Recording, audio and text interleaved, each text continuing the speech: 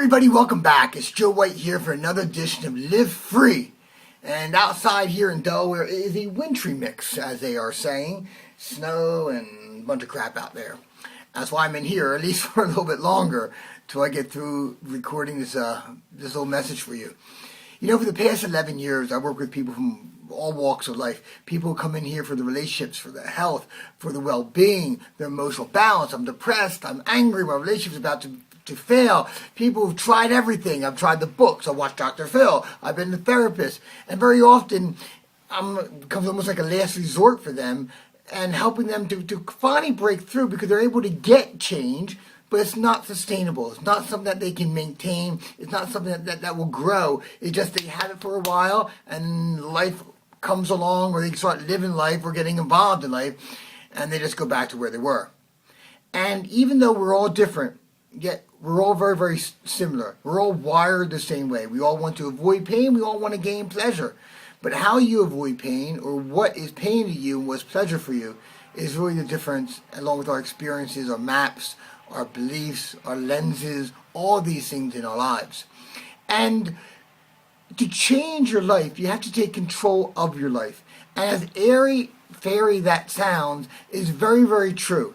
And I always have believed the simple mechanics of life are always relevant and they're very, very true. Yet the application can be challenging. So I wanted to give you three simple things, three simple concepts that you can begin to look at to evaluate your life that can truly create an impact for your life. And the first thing you have to do is control your lenses, control what you focus on. Whatever you focus on in life, you're going to get. You focus on what you want, you'll get more of that. You focus on what you don't want, you'll get more of that too.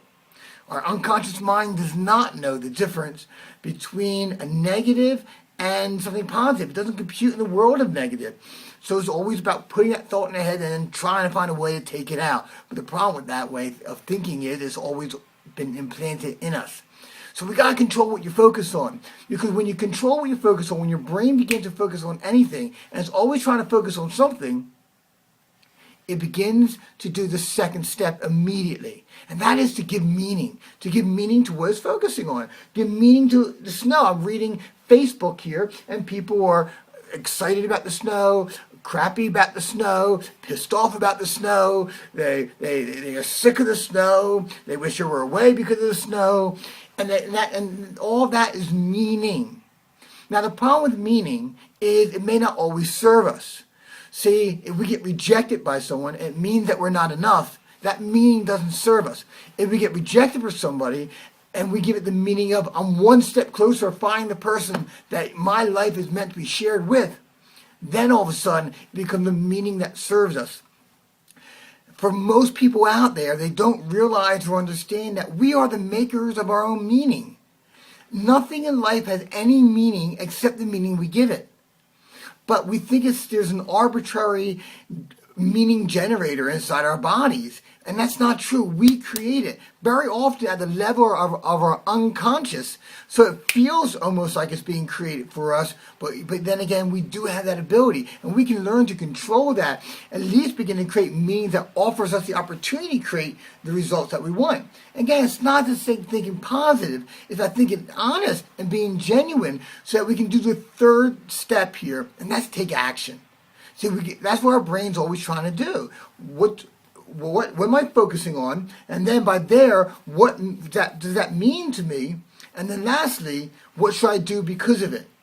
But think of the different meanings that we could come up with any event and the actions that would go under it. And the actions could be different as you want to physically harm someone to you want to give them a hug. To end the relationship, to reach out and return someone's cry for help with an expression of love. See, that's where choice comes in. And the choices we make defines our lives. The actions we take defines our lives. The meaning and the focus that we focus on and we give defines our lives. And when we just let it go, when we just take the hands off the wheel and say, this is how life is, what happens is we end up someplace where we don't want to be. And then we go and bitch book and we bitch about it. But there's a price that we pay. Relationships, financially, our businesses, our health, our emotions, and ultimately our level of fulfillment. So if your ship is sailing the wrong way, okay, I would examine what you're focusing on and what meaning you're giving those events. I think the actions might be glaring, but if you focus on the first two, you're going to see enough there, I promise you. And then ask yourself this question: what do I need to focus on? What must I focus on to turn this ship around? I don't care if it's businesses, I don't care if it's your life. When I work with either or, first thing I say is which direction you want to sail in, what's your outcome, where do you want to end up? And very often people don't know. See, people know what they want to avoid, and very often, if you look at people's movement, there's two things that control people's movements. Some people move through being repelled, by being repelled to avoid what they don't want. Other people move towards what they do want. And if you might end up in a place that you don't want to be simply because you're trying to stay away from what you don't want to feel, where you don't want to be. And then you're there saying, this ain't where I want to be. I want to be somewhere else. So you got to identify what you want. And then ask yourself this question: what must I focus on in order to get there? And by focus on that, what meaning must I give what I'm focusing on? Hey, if you're not where you want to be financially, you can't associate a meaning that saying you're worthless, you're no good, you're a failure, you're never going to get there. And then lastly, what actions must I take to get there? And for some of you, you're like, oh my God, this is so simple. And for others, like, duh, this is so simple. But again, truth is basic. Truth is simple. Application is challenging, but the truth is simple. And sometimes the best things we can do is go back to the basics. Go back to our simple understandings and work them consistently. That is the way of the master. Not something new, going back to the basics. And by doing that, you're going to build an amazing foundation. A foundation that no matter what happens in front of you, that your building is going to stand. And it's going to stand strong. So I thank you once again for being a part of this and watching along.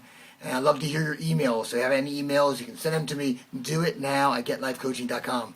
My name is Joe White from Get Life Coaching. Have a beautiful, outstanding day. Live free, everybody. Bye-bye.